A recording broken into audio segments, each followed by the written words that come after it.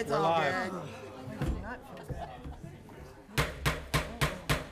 Okay, let's come to order for the work session for September 26, 2017, and we're going to start out with citizen comments. I have one citizen comment tonight, and where did Mr. James go? Ed? He left. He did? No. He left. Okay, well we're going to Oh, here he comes. There he is. Okay. Well, he's back. we're gonna make him wait now, just a moment. So Whatever you we wanna have a do. special. Okay, that's fine. Got you. Never mind. We have no public comments, but I do want to take the opportunity to Fast they come in. introduce someone special that's visiting with us for 2 weeks.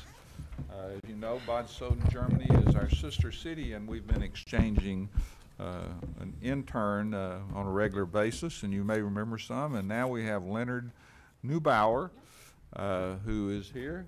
And so we'd like to invite you to come on up and just sit down for a second and just make a quick comment about who you are. We don't need a 20-minute speech, but we'll take a short comment about it.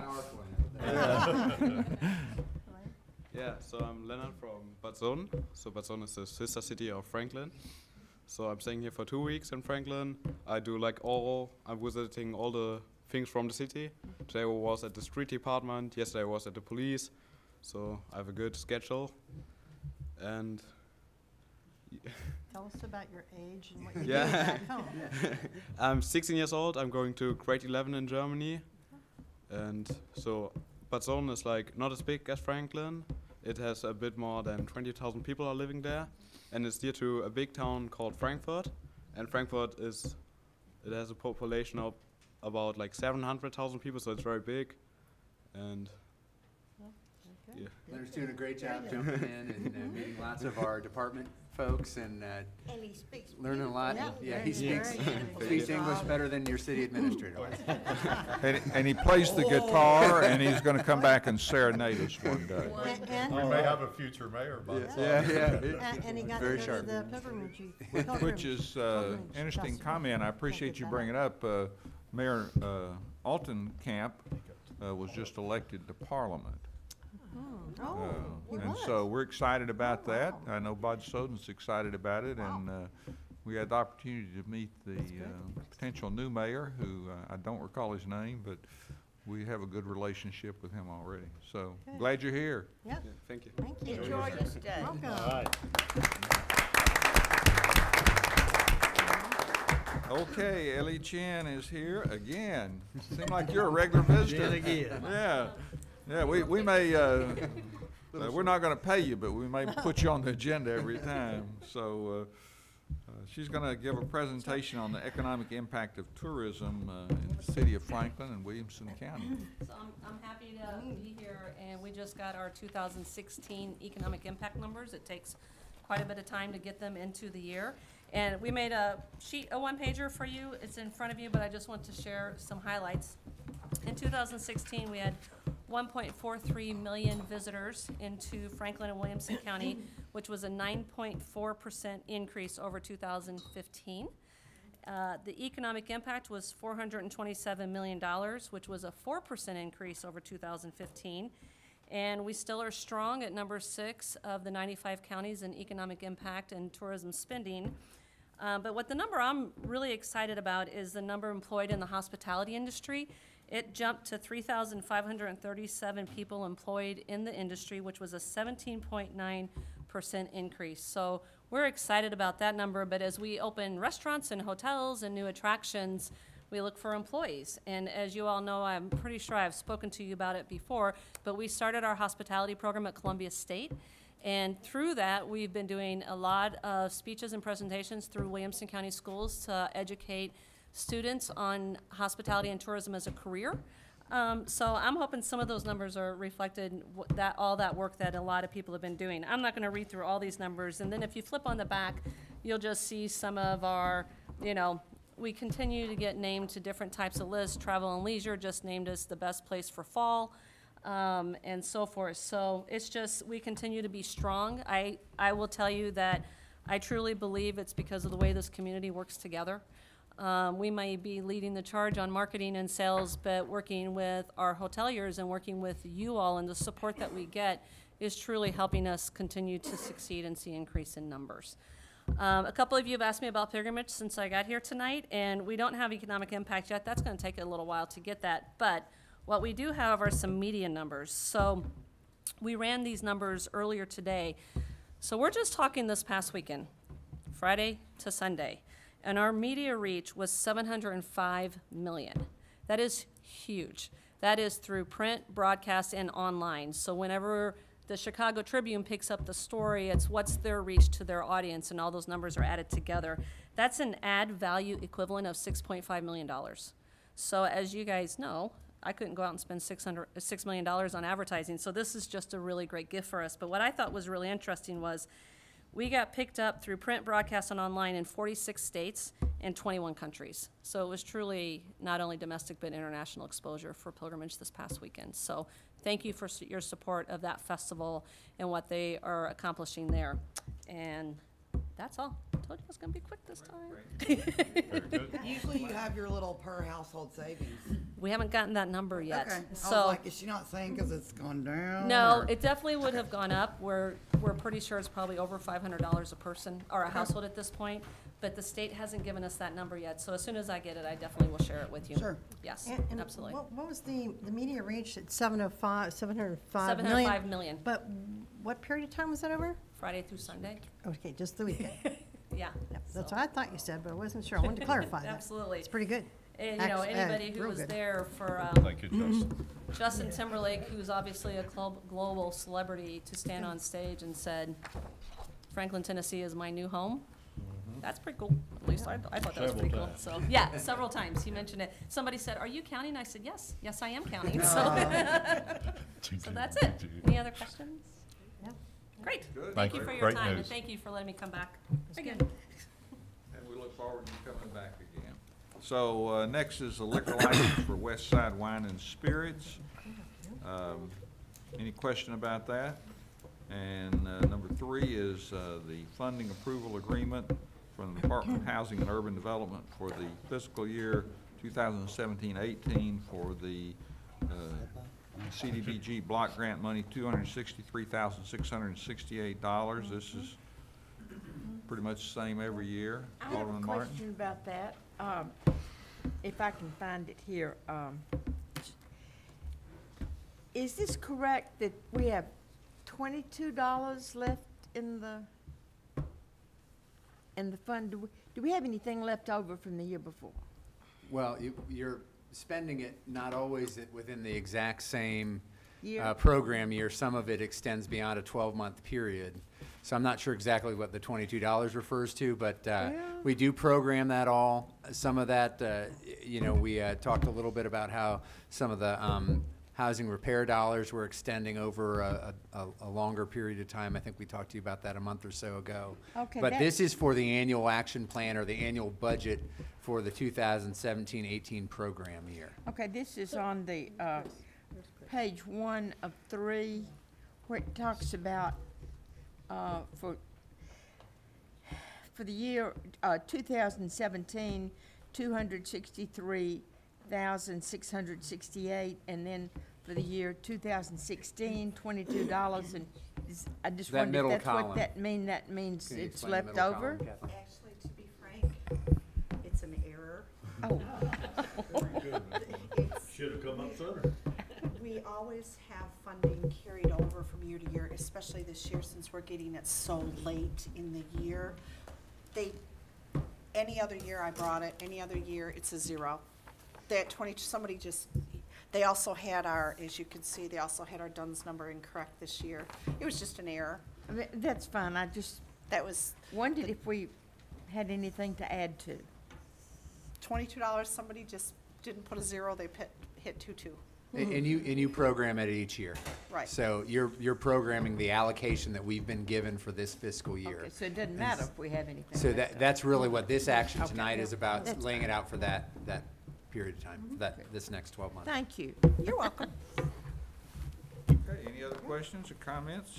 Next is a professional services agreement with Gresham Smith and Partners for the Pratt Lane Improvements Project for the amount not to exceed $67,000. As you know, the Lampo corporate headquarters is developing the southern portion of the Reams Fleming track, which is at the southeast quadrant of Goose Creek and the I-65 interchange. During the development plan process, a lot of the improvements that were required to the roadway network were delegated down to a site plan level to be determined at site plan. So we worked really hard with Boyle to try to figure out what those improvements needed to be. And the way the negotiations ended up was that Boyle was going to upgrade, make a substantial upgrade to Paytonsville Road, and the city of Franklin long-term would be responsible for Pratt Lane. And so on Pratt Lane, if you look at it today, you know, the design speed of 30 to 35 miles per hour would require a cut of around 7 to 10 foot on some of the vertical elevations. And so as the Lampo group continues to move forward, we wanted to understand the roadway design so that their site development as they proceed can be designed in a manner in which it will accommodate the roadway long-term. Now, there is no funding in the capital plan for Pratt Lane, so the funding will come out of the approved engineering budget. And really all it is to get a conceptual design of that. The Lampo group is not actually making any connections to Pratt Lane. And if you've ever been out on Pratt Lane or driven it, it's really just a very narrow county roadway. And it serves about 7 or 8 houses, very limited development on it, but they will have an emergency connection that you know, police and fire can use for emergency events. In long term, there's no requirement for the city to do anything to Pratt Lane until it's funded as a board priority project. And so right now, this will get us the initial design done and get allow the Lampo group to proceed forward with future phases of their development. And again, the money comes out of the approved engineering budget, and I'm happy to answer any questions that you may have. Go ahead, Alderman Bliss. Clarification, because when we went out there on that tour, excuse me, that bridge was pretty, Yeah. that's Rick- one of the things we'll have to do This as it bridge. becomes a part of our plan. Yes. Okay, they're- that's what I'm, And in fact, They're required to do. one of the things we committed to as a city was to upgrade that bridge. okay. And when the Ramsey Group selected that site, that's one of the things we identified as an infrastructure need and did commit. We didn't have a specific time frame, but did indicate that the city would make improvements on that bridge. And is that bridge for emergency access only, or is it gonna be a normal ingress egress for them? The bridge is adequate for the traffic that it has on it. It's not adequate for large. I think it's restricted to 10,000 pounds, but Okay, it'll basically be an emergency access to the Lampo group, but serve as a, you know, typical roadway for all the 7 or 8 residents that live on it today. got it, thank you. Alderman Burke. What, oh, thank you. Wasn't that part of the agreement with the abatement, that they were gonna work on that bridge as well? No, that's a city commitment. It was totally a city commitment? Yes. Interesting. 'cause But- I but it had was- that- you know, from what I Look at that. read on here, it was just the staff making that decision. It did not come to us, did it? The development plan, the way it Yeah, was it did. approved, was delegated down to That's right. It city did not come staff. to us. Well, it I did mean, come not to you, the- it did come to you in a different form, let me clarify. When you approved the abatement for the Lampo Group or the Ramsey Solutions, there's property tax abatement, and it also indicated the city committed to make a bridge upgrade, the bridge upgrade. That was in that package when we put that in front of you in 2015. Oh, yeah. Go ahead. Yeah, the city identified a need for replacement of the aging underside bridge on Yeah. Pratt, but the estimate cost was like 400,000, 4 to 5. That- Is that about right still? That sounds accurate. For that bridge of that size, it's about right. Okay. I was just wondering if you had thought that that cost was reasonable. Yeah, that is a very reasonable cost. But it looks like they're already working out there now on They are. Pratt. Well, they have. I mean, working on land abutting Yes, yeah. Pratt. So as part of their development, they're building another roadway that goes through Reams Fleming that's built to city standards. And they're doing all that at their own cost, and it will connect to Paytonsville Road. And again, Boyle has Okay. agreed to upgrade all of Paytonsville Road prior to development occurring in front of it. So they are gonna make a pretty substantial upgrade to that roadway network. So they're building a city street Mhm. in addition to Yes. everything else Yes, that's out yes. there. Alderman Skinner. So when does Dave Ramsey estimate that they'll start construction or be in their building? Is there any timeline for that? They're broken ground. They're doing for site about- work Yeah. now. I think it's within a 2-year period. Does that sound about right? Roughly Spring of 2018. 18 months? Yeah. So Spring. we're in good shape on roads, and the other question was about this bridge. Will it handle some of our large fire equipment the way it is? For emergency purposes, it'll be perfectly fine Okay. and acceptable, even if we had to serve those other residents or emergency vehicles. It's just not rated to have daily loadings over the 10,000 pounds or whatever it's got rated at. I don't know the exact number. I understand. Just 7 or 8 residents become a part of the city? No, those 7 or 8 residents are still located Okay, in the so when you county. said serve them, I'm like, well, wait, why are we Yeah, serving yeah. them? Or, yeah, Yeah. I'm sorry. Okay, thank you. They can I was drive going, around. miss an annexation. Okay. Nope. They get to drive on the road. Well, actually, the road is nicely paved, you know, but of course it doesn't have that They'll much not traffic fall. on it, does it? Okay, item 5 is discussion regarding irrigation water billing. Ask Michelle and Mark to come up as well, but this has been an issue we've touched on when we've done larger water rate studies, et cetera. We've had some questions about this and wanted to bring it to you directly for just a discussion at this stage and see what, if any, other direction you'd like to provide, but have Mark and Michelle walk through some of the considerations when you look at how irrigation can be dealt with in the billing structure and what those options might look like, so. Great. Thank you, Eric. That's actually for Okay. the next thanks. item, but Okay, got it. thank you. So appreciate your time this evening. As Eric had indicated, from time to time, we hear from our customers regarding how the city of Franklin bills for irrigation water. Vicki, if you wouldn't mind pulling up that presentation, please.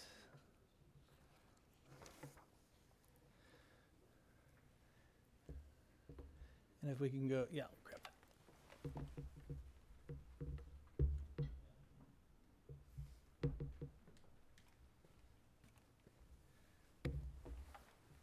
So the city of Franklin delivers irrigation water really in 3 different ways. One is reclaimed water, which is not really part of the discussion this evening. And the other 2 ways are through an irrigation meter and through the domestic water system. So with an irrigation meter, a customer comes in, pays for an impact fee for irrigation meter, and they pay a water use fee that is the same as the drinking water fees that they pay for their domestic water service. When a customer gets irrigation water through a domestic meter, they pay both water and wastewater charges on it. The water rate structure is an inclining rate structure, so the more that's consumed, the higher the rate goes up.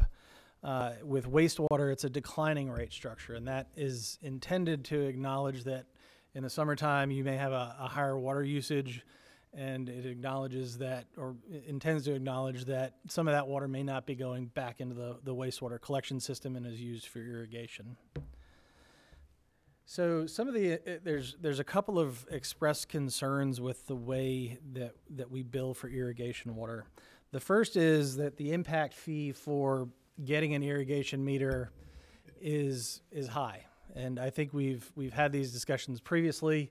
A 3/4 inch meter is over $3,000, and a 1-inch meter is approaching $5,000. And then the other issue, of course, is if you use your domestic meter to irrigate your property, you're paying obviously for wastewater as well. So it's an equitability issue. Should I truly pay for a wastewater fee when it's not being treated or conveyed to our plant? There are some common options here in the region, one of which is the way that we do it, and there's also a seasonal pricing concept that you see also in the area here. So the way there's a number of considerations, of course, with both methodologies. When you look at metering, it does improve the metrics on water and how we as a community use water, whether it's for irrigating grass or going to inside domestic type uses. It's certainly more precise when you calculate your sanitary sewer charges. It does have an implication in terms of having more infrastructure on the city's part, so that's an ongoing cost that we pay for. And if you make the irrigation metering more accessible, then there's a potential that you're going to have a higher demand on the water system. So some of the impact fee and rate considerations, there's a couple of moving parts. As we all know, you have that impact fee, which is the impact fee to get the service, and then of course you have the customer charge and the volumetric charge associated with it as well. So when you look at making water accessible in terms of a irrigation meter, I think the common issue is it is too costly to get your foot in the door. So there could be consideration to lowering that impact fee and making it more accessible. As we all know, that it's important that we maintain the ability to recover our costs as well. So when you look at lowering that element, it may be required that we have to raise the user rates or the customer charge associated with it. So we've not gone through the math here. We're talking concepts tonight and looking for some guidance from y'all to see where we go. So I just wanted to make sure that those considerations were put out there. When you look at seasonal pricing concept, there are obviously also additional considerations. You are now estimating what your sanitary sewer charges are during the summer months. So let me back up. So if you look at a seasonal pricing model, what it does is it applies your average water usage during typically the winter months, December, January, February, and implies that volume to a summer usage for water. And that, of course, translates into what the wastewater charge would be. So if, for example, I use 5,000 gallons a month during December, January, February, my sewer bill would be the rate based on what 5,000 gallons is. And in the summertime, when I start irrigating my lawn or my landscaping, I may use 10,000 gallons a month. But if you use a seasonal pricing model, then that sewer rate would be based on that 5,000 gallon a month or some factor thereof. So that's the methodology that a lot of people use. And no, ma'am, we use a irrigation meter system. So again, you have that impact fee, which a lot of people struggle with in terms of not getting a return on their investment because it's $3,000 to $5,000. Cost is so much. Right. You would really have to take several years, right, at least to pay it back. Yeah, it all depends on. Correct. Yes, ma'am. When we talk about the initial cost, are you talking about present water customers, or are you talking about new development? We're talking about both, actually. So It's the same, it's $750 to, or $1,500 or whatever Right. it is, So Per house. per house, whether it's new development or old development. Yes, ma'am. So if I have a home and I only have a domestic water meter, I get billed for sanitary sewer on that meter. If I come in and go to revenue management and say I would like to purchase an irrigation meter, I would pay my $3,150, I believe it is, and they would set a work order, send it down to water management, and they would install the meter. So, and it's that cost, which is people tend to struggle with, and if you're in your home for a handful of years, you may not get that return on your investment. So That's what you're that's saving one is of your the sewer. correct. You don't have to pay anything Yeah, for sewer. Correct. It's the net of not having to pay for the sewer service on it. And it's basically set up in terms of an availability or a capacity Correct. allocation from the system on the water side to that Yeah, because irrigation. everybody can't get it. Oh, you're thinking about reclaim. You're thinking This is about not reclaim reclaimed, this is a meter on your domestic service that segregates the irrigation part from the traditional or typical drinking water usage. The water's not going down the Treated waters. drain, it's going on Right. the lawn. But both of Correct. them are drinking water. Correct. They are the That's- same Drinking water product, That's a good Quality. point. And- Thank you. different delivery point. Yeah. Yes. And the $3,150 would not include whatever field line they had to run. Correct. So So you're talking about a significant investment. Right. You're just talking about the tap fee here, We're which just is talking about us. the tap fee.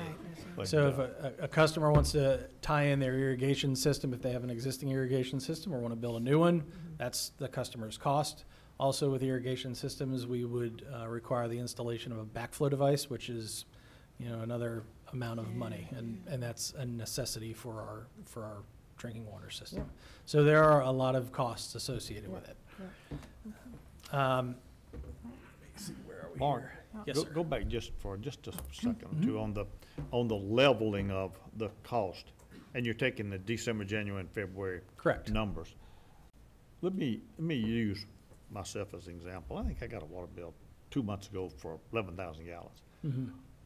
I don't irrigate. So if I had that and I was using a 7,000 gallon December, January, and February, even though I don't irrigate, that 11,000 went through my sewer system some way or another. Correct. I would assume then that I would have gotten some kind of a break if we were going to the level loading of sewer rates and taking December, January, and February's amount of usage in. I think we probably have to refine that a little bit more than that, because that, I don't want that, because I don't think that's what's applicable to me, but I could understand why somebody would say that they run it through the irrigation. So they just got there with a hose pipe, squirted on the waters, on the flowers, and I don't put water on flowers.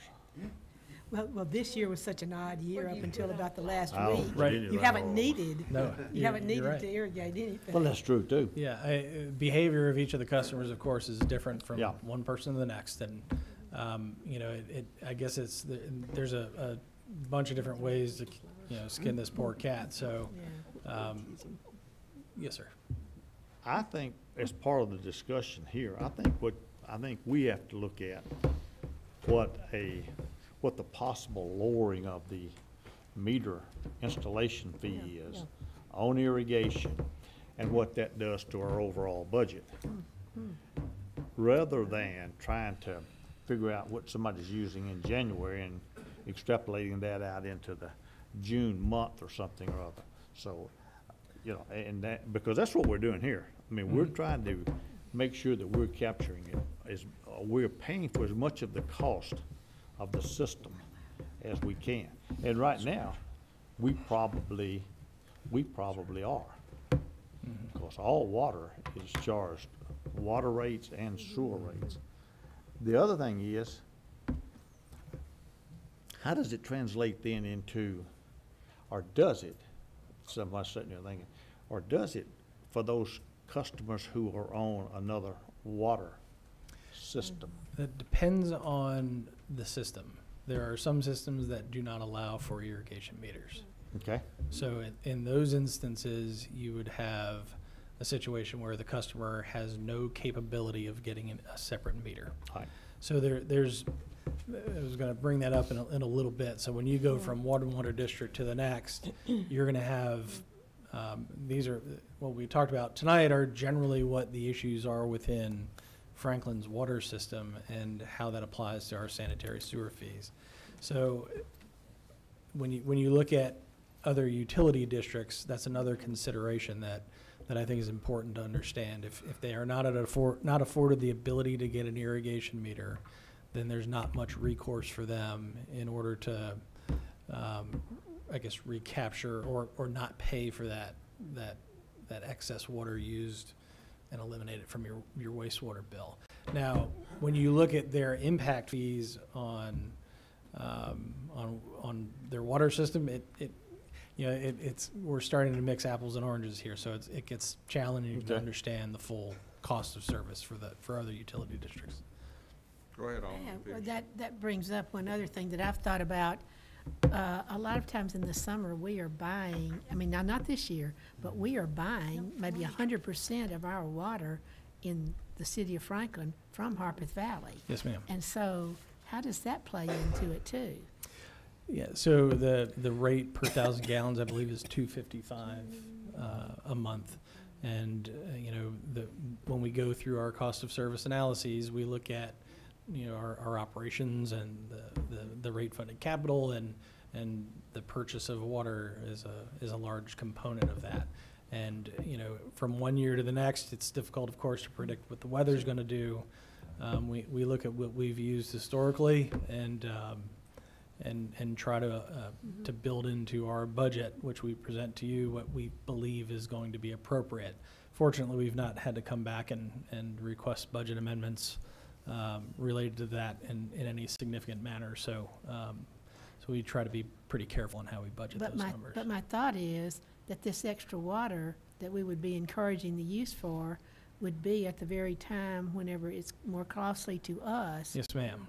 And so that's another No, it's another consideration. aspect of this. Yeah, you create a different dynamic in terms of the conservation. And I'm assuming this year, have we been able to use our own water most of the time all through the summer? I mean, that's the first time I can remember when it hadn't been brown. Right. The foliage and everything hadn't been brown We've in used our August. own But plant. this year, have we used our plant We all have the throughout time? much of the summer. We're of course doing our construction project. Yeah. So that's kind of brought us offline and back online. I think okay. currently we're off. So it's a kind of a different It is an altogether. unusual year, yeah. So one thing on this slide here, and I think the same bullets apply. So when you look at the impact fee and you now are looking at a social situation where, you balance the necessity of water versus what a lot of people refer to as luxury water. And, should those irrigation rates be the same as, the drinking water or necessary, the water necessity rates. So that's, again, a philosophical discussion that, I think we all have to think about. And, if you would like for us to move forward and present a handful of options to move forward, then we can have those discussions in more detail and try and bracket the different ways we can apply these rates and impact fees. Let's go ahead and, the last part of the presentation shows you how other folks may deal with it around Right. the area and might give you at least a sense of what some of those options might look But your like. necessity and luxury water is the same quality. It's the same quality. That's the problem. Yes, ma'am. Yeah, it's That's the fully problem. treated. Right. Is there any other kind of luxury water other than irrigation? Well, that's a term that Pools, maybe? we hear batted around it throughout our industry, and I would say that's probably primarily it, unless you have a slip and slide in your front yard. So Is the reason you're doing this because we're getting complaints about the charges? well, I think it was brought up because we do get some feedback. I think when you look at the way that we're structured, there is an equitability issue associated with it. But when a customer comes in and signs up for water and sanitary sewer service, they understand what they're signing up for. So that's another philosophical debate. It depends on where you land. I think that's an individual. Is it right or wrong? And when we looked at this too, we did bring this issue up, but it really got kind of lost in the shuffle of some larger issues. We were looking at impact fee structures and the cost of service structure. Correct. And it just, we do get some questions and we never really had a direct kind of dedicated discussion around it. So that's what we wanted to try to do, is get you all thinking about it. It's great to do this. When I get calls about it, I just refer them to Lawrence Sullivan. I'm sure he appreciates it. Whatever you I sent mine decide to to Mike Skinner. That's right. It's his Since word. I have the water plant. Yes, right? he's right. You mean, okay. Okay, Alderman McClendon. I'd like to see the projections, impacts on our budget for seasonal pricing. I mean, it's, if we can demonstrate through historical analysis that a particular customer has different use rates during irrigation season, we can draw some fairly safe conclusions. And those conclusions include that that person is not putting that water back into the sewer. And in my view, they probably shouldn't be paying sewer rates for that increased use. I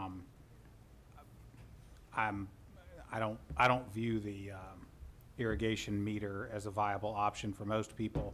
I haven't done the math, know how many gallons you'd have to run through it to make it pay off, but it's lots, huge. I mean, it's a huge number of gallons before you reach the point where you actually were better off having bought it. So I would just, I'd like to look at something, and I'd like to probably do something, even if we have to ease into it so we don't have a kink in our budget. Understand. And we can give you at least some idea of the implications of that. One of the other concepts that's out there is to just lower the cost of the irrigation meter, to make it more affordable so that there isn't that barrier. There's no way of knowing what that threshold is that would make somebody pull the trigger on an irrigation meter versus what it is now. But that is one of the other options as we walk through this too.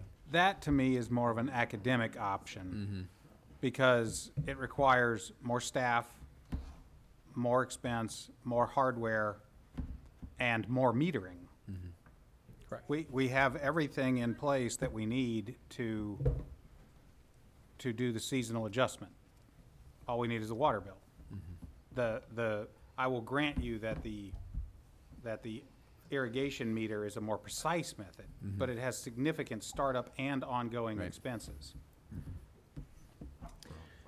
So there's a few more slides. I did check several communities in the region. Metro Water Services does, they do allow for a seasonal pricing model. They do add 30% to the sanitary sewer bill as a maximum. So you take that winter average and you'd go 30% above that, and that becomes your cap on the sewer portion of the water bill. Correct. Does that make sense? So anything So over that, there's no sewer charge. So it allows that there is some uptick in water use in the warm weather months, but That's not necessarily irrigation? I think they're trying to build in, I'm speculating, but I think they're trying to build in a buffer, not having, the precise knowledge of what's actually used. So they add 30% to it. Okay. And you'll Well, see that on a handful of different communities, they'll do that, so. I think it makes more sense to me that the irrigation use probably rises and falls, not in a straight line. In other words, irrigation is not consistent from April to September. So I'd like to see some models and some budget impacts so that we could do something that, in my mind, is just fundamentally fair. Understand. City of Brentwood also uses a winter pricing model. The information is in your presentation there. City of Spring Hill does use. Go back to Brentwood just for a second. Sorry, sir. Brentwood pumps theirs to Metro, don't they? Their So do they use wastewater the same- goes. Do they use the same model? Yeah, they do. They use actually a little bit different model because they have surcharges associated with their sewer bill. Okay. So it is a little bit different. But yes, their wastewater is treated at Metro. They get water from Harpeth Valley, and I believe they have another connection. That was, I wonder about They Metro. have some Metro customers. Yeah, I was gonna say, they may have Metro. Oh, and then wait, Mullins will also. So what, they have a who handful of serves water our Rogers. Cool Springs? Can't even think. Yeah, Mallory Mallory Valley. Valley. Mallory, that's who I was thinking about. Yeah, that may be. City of Spring Hill uses a metering structure. You can see their irrigation meter is $730. That's where I got the stuff. Yeah. I figured you were getting ahead on me there. So. Yeah. And then Murfreesboro provides for really both alternatives. They do have a winter pricing model. I think they add 20% to their bill versus the 30% that Metro does. And they also do provide for irrigation metering as well for both commercial and residential properties. So. But now question, Murfreesboro and Metro, though, get all of their own water out of the river all the time, right? I know Metro does. Metro, yes. Murfreesboro, I believe so, yes. That's what I'm, yeah, which is really different from the city of Franklin. You know, you said if we cut some of these charges, that you might have to raise others. Yes, ma'am. Well, is there enough business there to justify that? Because everybody does not have irrigation systems. So you got the whole community without it, and then you're gonna Make it more raise it accessible. for them, so it doesn't cost, I don't know how you're gonna do that. Yeah, I think what may be best is that we've received some input from you all. We can come back to you all with some options, whether it be a winter pricing or perhaps, taking a closer look at the impact fee and possible rate structures for irrigation metering.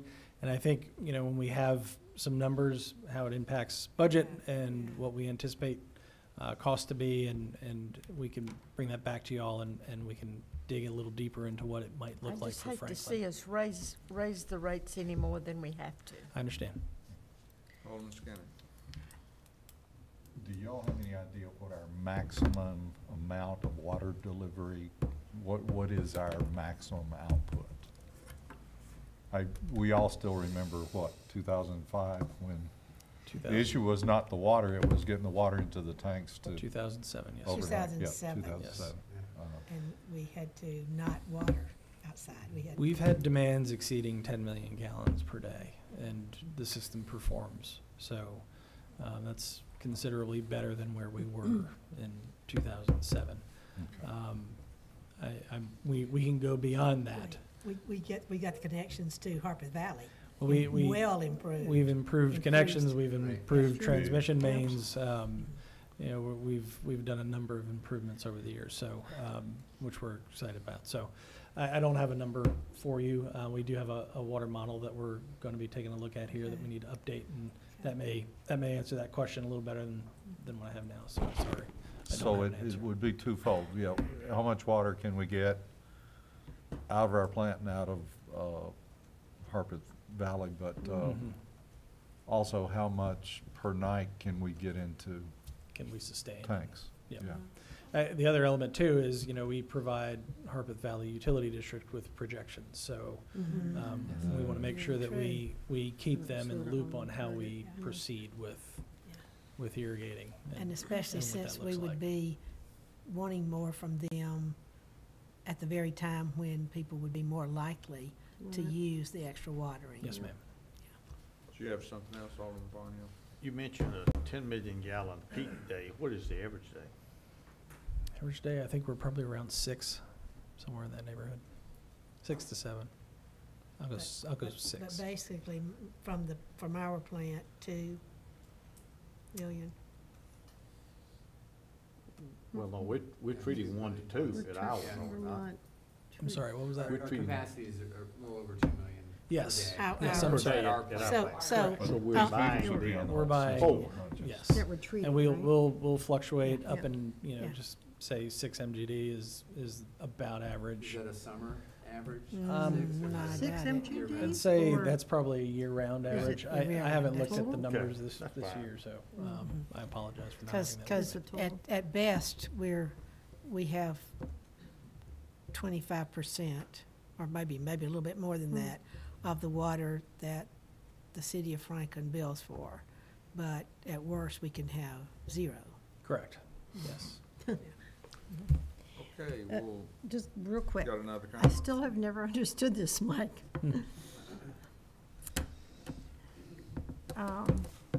Or Mark, what, did I say Mike? That's Mark, Mark. yeah. Mark. Mike, we were just talking. Yeah, that's right, don't confuse me. I still never could understand this, that when I purchased a water meter, it cost me $350. And why are we so expensive here? What makes this so expensive? When we I've established. done that twice, and they've never been over $500. When we established that impact fee, and that was done years ago, you look at sending a crew out to tap into the line, dig the ditch, set the meter, pay, the cost of the materials. In addition to the physical work that has to happen, you also are buying into the system. When we talk about this, that You're customer allocating charge. capacity, So, treatment yeah, capacity. so we are doing That's that. really We are big. trying We to are doing capture that, the allocation of that Not a capacity. private entity does install these.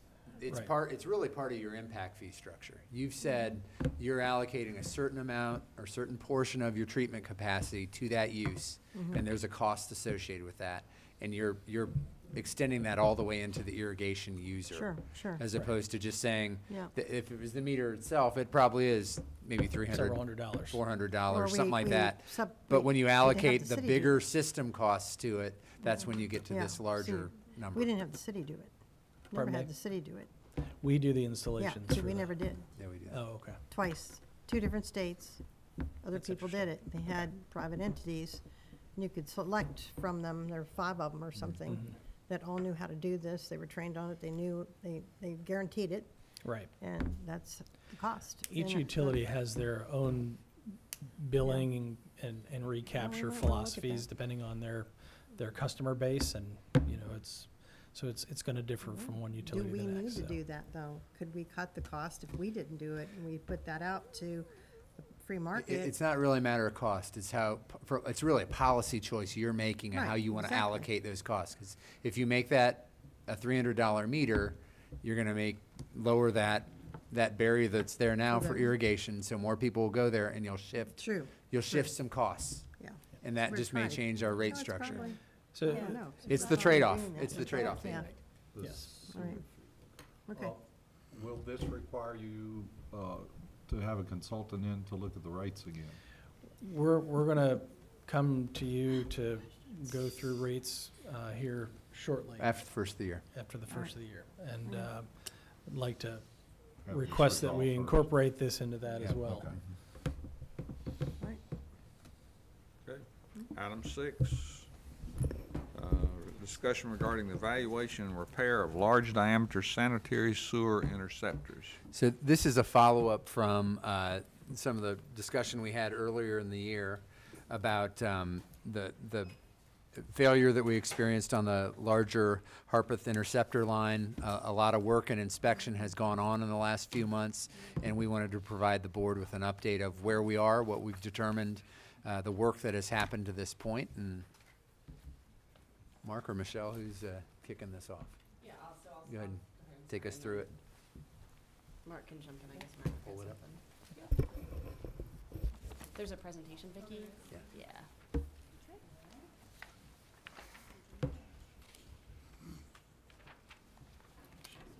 Yes, that's it. Oh, yes.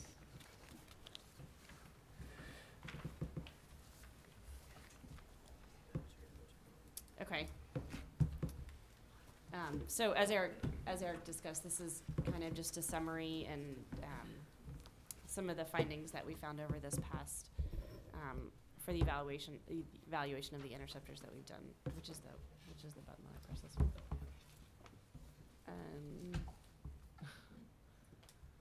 We're gonna need you to move it up for us, I guess, because it's. I didn't do it right. No, you're doing it right. It's the PDF, I think. Okay. So I just wanted to briefly touch, so the first failure that we noticed of this interceptor was in 2014 in Pinkerton Park. It's actually not in the park, across the river, behind the landscaping company off of Margin. So it was an uninhabited area, really.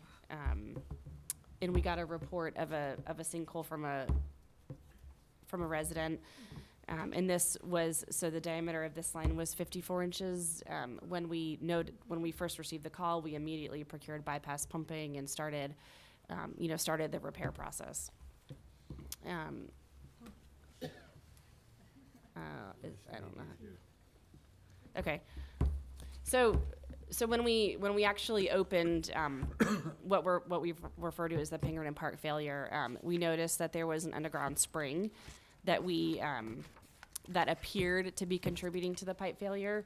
So from this picture, you can kind of see on the left side of that black tarp, there's some water coming out of the bedrock right there. So that water was flowing perpendicular to the pipe. So it was, washing away some of the bedding material and creating some unstable conditions. So during the repair, we created some check dams to kind of divert that flow a little bit, which is pretty common practice when you get to an underground spring. So the next slide, Vicki. Yeah, we'll just do it that way. There we go. Okay, so then in February of 2017 is when we received, so fast forwarding a couple years later, February of 2017, we received another call that a sinkhole had formed in the common area behind Chestnut Bend. So I guess, so what I want to be clear is when we refer to sinkhole, it's a sinkhole over the pipe alignment, not necessarily due to geologic conditions. And this was once again over the 54-inch interceptor. When we arrived on site and noticed the sinkhole, it was obviously immediately cordoned off from the public until we could assess it a little bit further.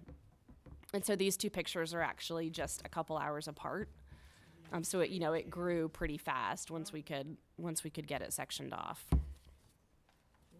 So was this spring related as well, or was it just over pipes?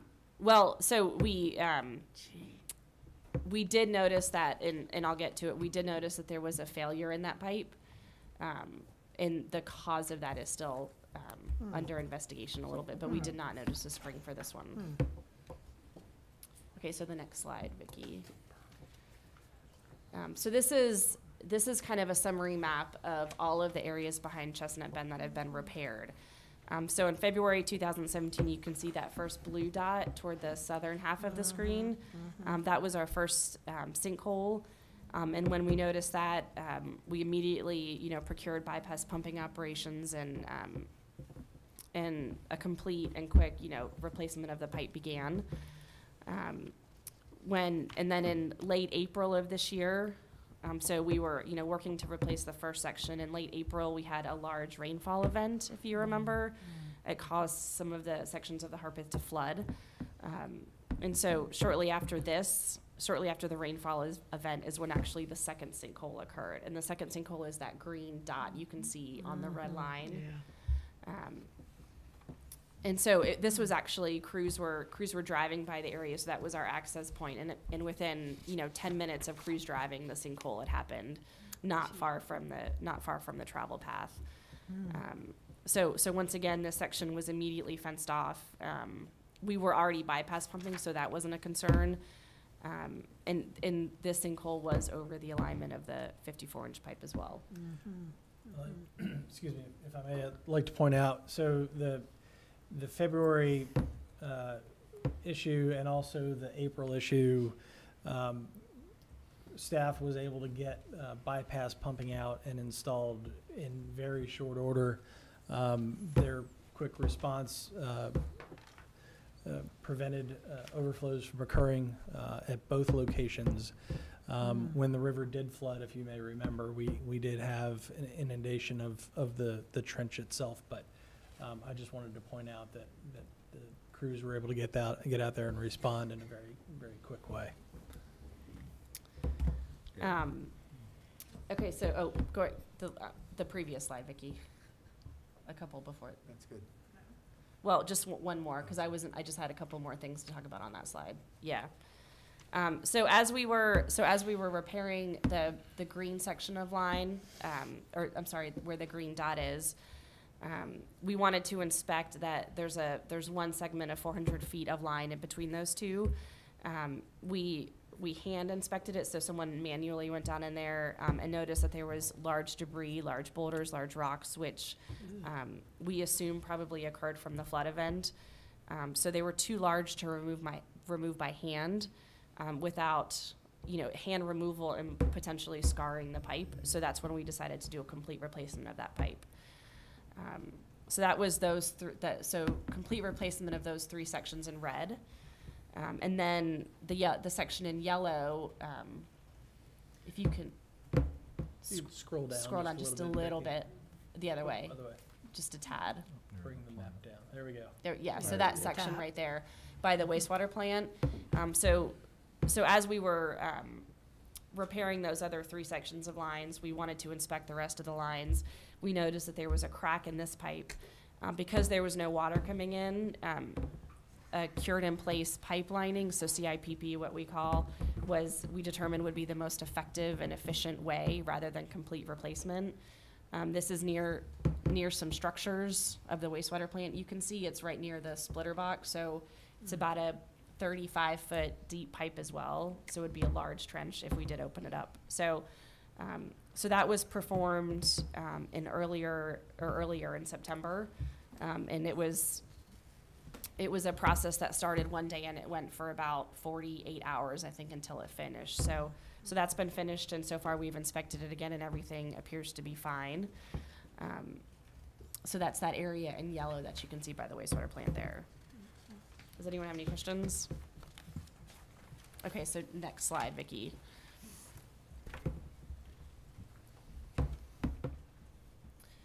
So this is a summary.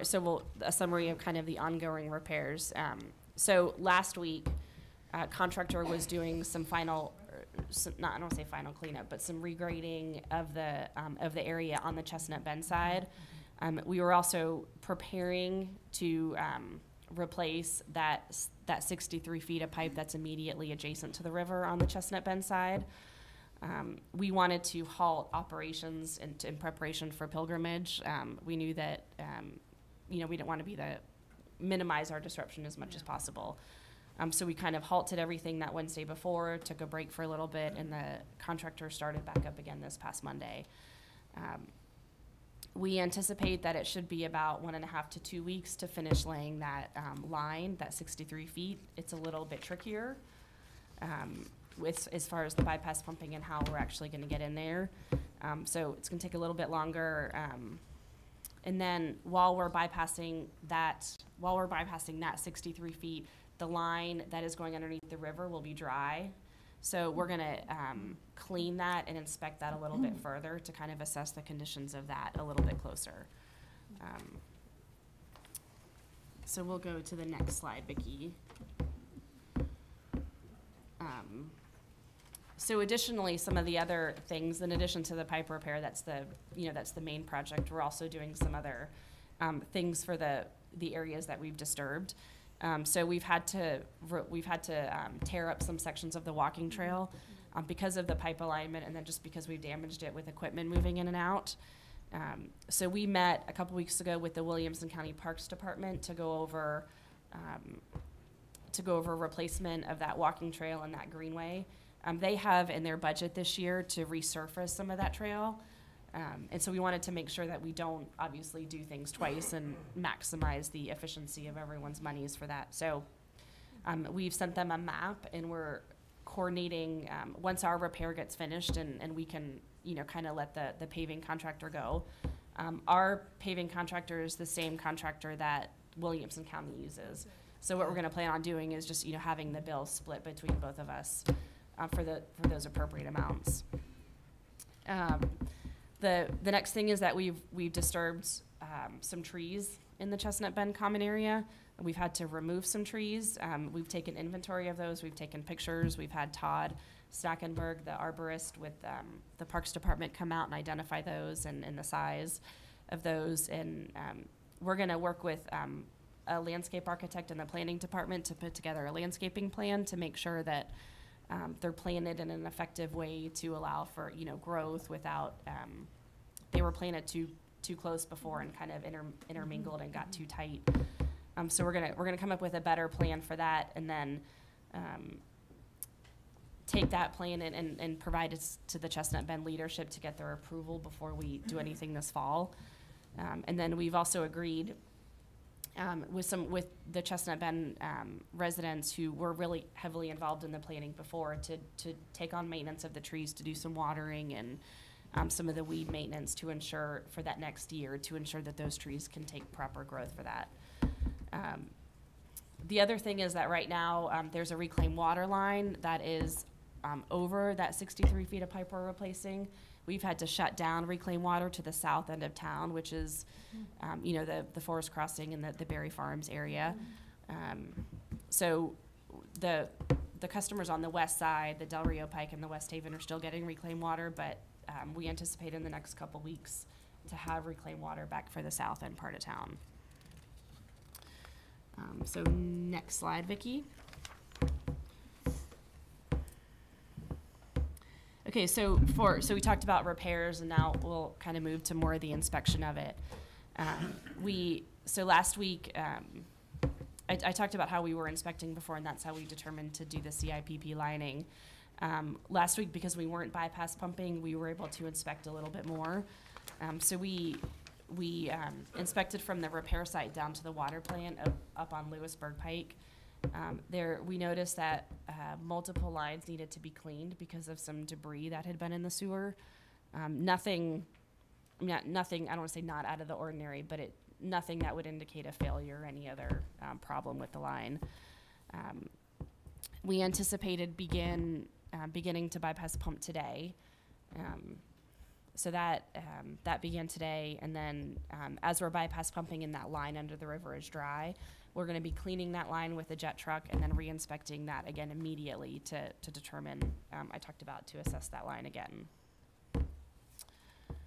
So the last slide, Vicki. So kind of just to summarize with some more numbers here, what we've done so far. So we've replaced a little over 1,300 feet of 54-inch diameter sewer with ductile iron pipe, and then currently working on the replacement of the 63 feet of pipe that's adjacent to the river right now. We've rehabilitated a little over 300 feet with cured in place lining. That was that section near the wastewater plant. The total construction cost to date is approximately a little over $4 million. That includes construction cost and bypass pumping as well. And then as far as inspection, so we've inspected about a little over 46,000 linear feet of large diameter interceptors. So it's not just limited to 54. It's that entire interceptor that runs down to Simmons Ridge right there. We have about 4,700 linear feet that remain, and that's that area that's in Hillsborough Road from 5 Points to, I think it's about, it's either Bicentennial or Del Rio, I don't remember. And then from the water plant south to Matt Catcher. So we still have that area that is, the pumps are causing a surcharge condition, and we're having just a little bit trouble getting a camera in there because the pipe's so full. So that's really, that's all I have as far as a presentation. If there's any discussion. Let me touch on a couple things, Sure. and then we'll take some questions. But just to clarify, that this area where we've done the work was all installed around the same time, 2002 installation. And obviously, we expect that to have a 50-year life, not a 15-year life. So that's been an issue. We're reviewing that thoroughly in terms of why the failures occurred. But this area has been addressed, we feel, appropriately. The other areas do not show the problems. We don't anticipate large-scale replacements or upgrades from what we've seen to this point. We've inspected approximately 90% of the large diameter pipes that were the same material and same type. So I think that's encouraging in terms of where we are in the magnitude of the repair. This $4.15 million, that straddles 2 fiscal years in our budget. We allocate around $3.335 million, somewhere in that range per year for existing infrastructure upgrades and maintenance. So this, we think, may fit in that, but there may be a need later in the year to do a budget amendment depending on how those costs have hit fiscal year 17 and fiscal year 18. And so we will continue to update you on that aspect, but a significant, if not all of this, had been something that can be absorbed within the existing structure. Now it's caused us to reshuffle some priorities within those existing system maintenance projects. Some of those can be deferred, others will still need to happen. That might be where the amendment comes in, and we'll continue to update you on that and keep a close eye on how that affects us. But again, we've reviewed about 90% of the pipes that fall into that area of concern in terms of the type of material, the fiberglass type of material. We have replaced the existing, where the failures happened, it's been replaced with an iron, ductile iron compared to the fiberglass. We felt that was a better long-term solution in these areas. So that's the nature of the repairs that have happened. We just wanted to give you that update. We responded as quickly as we possibly could to these, and then once we had the original failure in 14, we really thought was more around the conditions, not around some of these other issues. But then these failures we experienced earlier this year caused us to respond much more aggressively in looking and reviewing different infrastructure across the system. We feel like we've got a very good handle on that and making the appropriate repairs. Questions? Are we having an outside consultant study the failure instead of in-house? Excuse Just- me. We, So it'll be a third party for. Yes. Yes, sir. Hazen Sawyer, This way. they're a very experienced firm, is supporting us in doing this work, helping us with bidding and design work and inspecting of. And the nature of the inspection includes different technology other than just televising. We're looking in there with different Sonar technology yeah. and laser technology we're trying to incorporate so we can better understand. If we do find something that seems to be an anomaly, we can better evaluate to see if we need to replace or line or if we're good to go. So that's the purpose behind that. Alderman Barnhill. I'm not sure, I probably did not answer. I think I, as a board member, would be very interested in knowing in layman's terms why the pipe failed. Whether it was the quality of the pipe, whether it was the installation, whether it was the contractor, or what. Now, if the study you just got through mentioning covers that, that's fine. I'll wait. But if not, we need to look at why it failed. I mean, and we're saying it should have lasted 50 and it lasted 15. yeah. So that's the direction. I mean, we've got to repair it. We've got to repair or replace. But we need to be looking at an answer as to why it did not last as long or close to as long as it was supposed to. And that's exactly what we've been doing throughout the repair process. We've been essentially collecting information, examining the conditions, going back through all of that. And so this is obviously a matter we're taking very seriously and have reviewed, and will provide that kind of information to you. We also do have specialized legal counsel that's assisting us in this review as well. Yeah, $4.5 million is a significant number outside of what we normally expected, so. Yes, sir. So will your investigation work be done by October 6th, or is it ongoing? That will be ongoing. I don't have a date. I Okay. wish I did, but no, we won't have, I don't believe we'll have a definitive response to present I to you agree all with at that Alderman time. Barnhill. I will wait for the Yeah, report. we will provide you with that answer. We've also got to look at how we manage that in terms of the appropriate accountability and how we work back through this. Question. Sure. Is there any evidence of any sewer line breaks under the river? None that we've found at this point. So anyone that said otherwise would be mistaken. That's correct. Correct. Okay, item 7 is consideration. Both Michelle and Mark should be commended, and staff that have worked so diligently out to get this repaired so quickly under the conditions that you found. It's, again, it's pride of staff wanting to do a good job and get things back to normal. We appreciate that. Thank you. Thank you. Mark, how do we arrive at those price points? Because they're, that's so cheap. Pardon me, how do we? Yeah. So when we first started working through these, we were working under emergency conditions. We worked with our consultant to develop a way to more appropriately bid on this work to get a better cost. We think we were able to achieve that, but it is still, emergency type conditions. We went through, negotiated with contractor, and tried to get the best price that we could to do the work. Now, the cost is, was it $4.15 million for that amount of work. I would say the vast majority of that cost, or a large portion of that cost, is actually pumping and fuel costs. So in order to pump around what will exceed during wet weather events more than 10 million gallons per day, it requires a lot of pumps to be on standby and a lot of fuel used, excuse me, in order to convey that amount of flow. Probably not a majority, but a large amount. Yeah. So, I wanted to clarify that. Cost per linear foot is pretty high. Oh, yes, and it's going to be. Are we we did, that's part of what the engineer provided for us, was a check on that we were getting at least a reasonable value for the emergency repair. But we had to respond quickly too. So we looked at both. And in fact, we changed up the contractor from section 1 to section 2 to make sure we were getting good value for the work that we needed within what you can expect for emergency repair work.